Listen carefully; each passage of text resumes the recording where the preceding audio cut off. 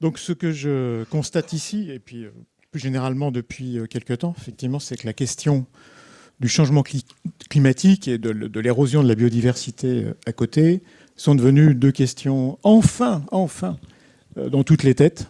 On essaye d'agir. Et pour moi, c'est des questions qui vont devoir devenir très très vite structurantes de toutes les politiques, y compris dans la composante sociale. Et je pense qu'on en a pas mal d'exemples en ce moment. Donc, en tant qu'écologue, je travaille sur ces histoires de végétation en ville. Je confirme qu'effectivement, ce sont des outils très efficaces. Mais je pense qu'on pourrait faire encore mieux. Parce qu'aujourd'hui, finalement, par exemple, quand on prend l'élément végétal, on dit, voilà, j'ai une couverture végétalisée, ça évapore de l'eau, c'est efficace. Mais ce qui est bizarre, c'est que finalement, le vivant là-dedans, il n'est pas explicité. Et le vivant, c'est un réseau d'interaction. Et le vivant, c'est quelque chose qui change dans le temps, qui évolue. Et franchement, les quelques résultats expérimentaux qui sont disponibles quand on essaye d'expliciter le rôle de telle espèce parce qu'elle a des racines comme ci, des feuilles comme ça, sur l'évaporation, sur n'importe quoi, on voit que ça compte et que par conséquent, dans une approche très techniciste finalement, on peut voir le vivant comme un outil et sans doute il y a des combinaisons d'outils qui permettront d'améliorer la situation. L'autre point qui a été abordé, c'est la question du substrat. Aujourd'hui, on est à peu près au degré zéro, pour être clair, sur ce que c'est vraiment un substrat artificiel sur un toit, par exemple. Et évidemment, il faudrait essayer de se rapprocher le plus possible d'un modèle sol, parce que le sol, c'est la base finalement de la productivité et de la diversité du monde vivant. Donc je pense qu'il y a deux choses à faire là pour être plus efficace et se rapprocher finalement de ce qu'a dit Marc Barra, c'est-à-dire un écosystème, quelque chose qui a fait ses preuves dans l'histoire de la planète. Il y a un effort à faire scientifique, j'ai envie de dire, mais aussi de mise en œuvre et de tests sur le vivant qui soit vraiment vivant et pas simplement un support d'une fonction, si j'essaie d'être clair.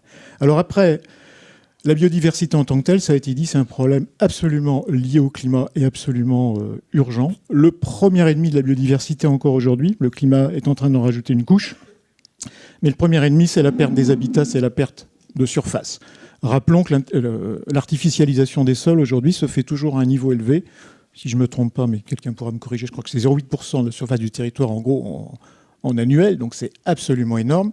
Donc ça veut dire que la dynamique qui est toujours là, elle n'est pas bonne pour la biodiversité. Donc du coup, il y a un enjeu majeur, c'est de faire que la ville redevienne un habitat pour la biodiversité. Quand on regarde les surfaces que ça occupe en France, les surfaces que ça occupe dans le monde, et les prédictions, on voit bien qu'on a une espèce de nouvel écosystème, au fond, qui se met en place.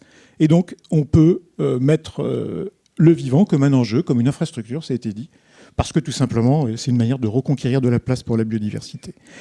Et puis, toujours pour la biodiversité, on sait que c'est là qu'il y a l'interaction avec le climat. Le climat est une expression spatiale du changement climatique. Les zones climatiques remontent dans l'hémisphère nord vers le nord. Et donc, il faut que les espèces courent derrière pour rester dans leur zone de compatibilité en termes de température et de précipitation.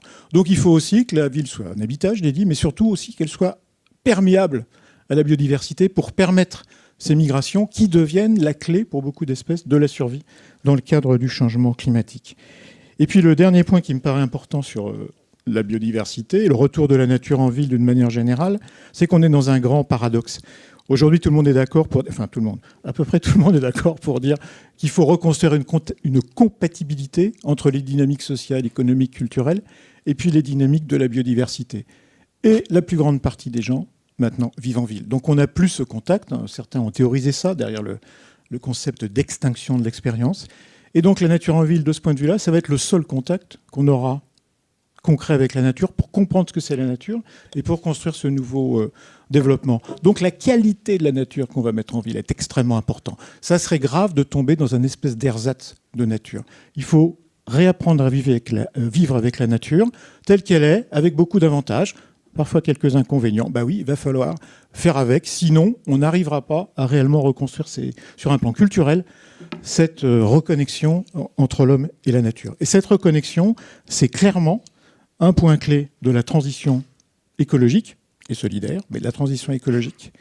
Et cette transition, je crois que maintenant tout le monde est convaincu qu'elle est nécessaire, mais je rajouterais qu'elle est nécessairement rapide.